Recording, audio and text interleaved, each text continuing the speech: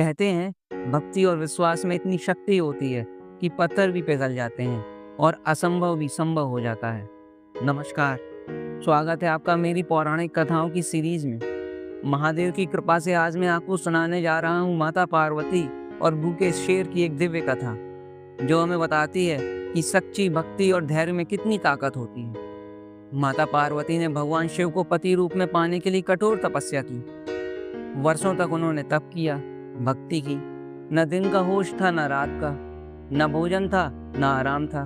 सिर्फ अपनी तपस्या में लीन थी। एक ही संकल्प था, मुझे भोलेनाथ चाहिए। उनकी भक्ति से प्रसन्न होकर अंततः भगवान शिव ने माता पार्वती को अपनी अर्धांगिनी बना लिया।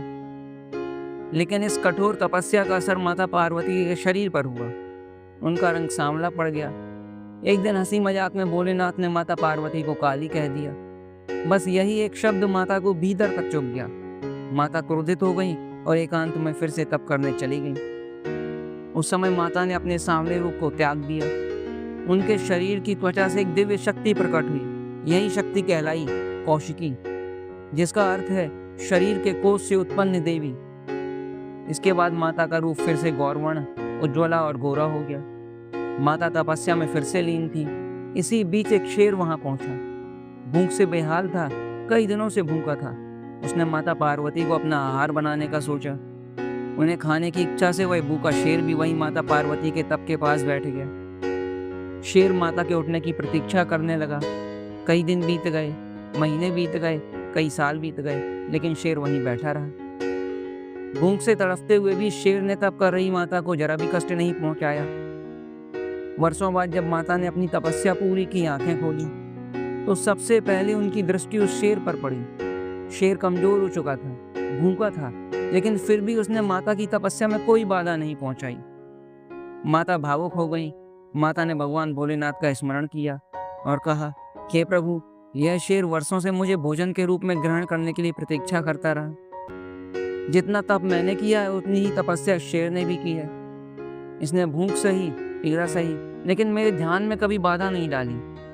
आज मैं इसे आशीर्वाद देना चाहती हूँ। और तभी आकाशवाणी हुई, देवी, यह शेर भी आपके साथ तपस्या का भागी है, इसे वरदान दीजिए। माता ने शेर को आशीर्वाद दिया, आज से तू मेरा वाहन होगा। तेरी भक्ति, तेरे ज्ञान और तेरे संयम ने मुझे प्रसन्न किया है। और इस तरह माता शेर पर सवार हो गई और तभी से माँ पार्वती माता शेरावाली कहलाने लगी। तो भक्तों, यह कथा हमें सिखाती है कि भक्ति कभी व्यर्थ नहीं जाती, चाहे समय लगे, चाहे इंतजार लंबा हो। अगर धैर्य विश्वास है तो माँ हमें आशीर्वाद जरूर देती हैं, जैसे उस शेर को दिया। वैसे ही यदि हम अपने जीवन में तप, धैर्य और विश्वास बनाए रखें तो सफलता और कृपा निश्चित ही हमें मिलती है। तो अगर आपको कहानी पसंद आई हो तो लाइक और शेयर जरूर करिए। अगर आप भी माता रानी पर विश्वास करते हैं तो कमेंट में जय माता दी जरूर लिखिए। मेरे चैनल कथा भाव और एक कहानी को सब्सक्राइब भी करिए। हम फिर मिलेंगे एक और नई कहानी के साथ। जय महादेव। धन्यवाद।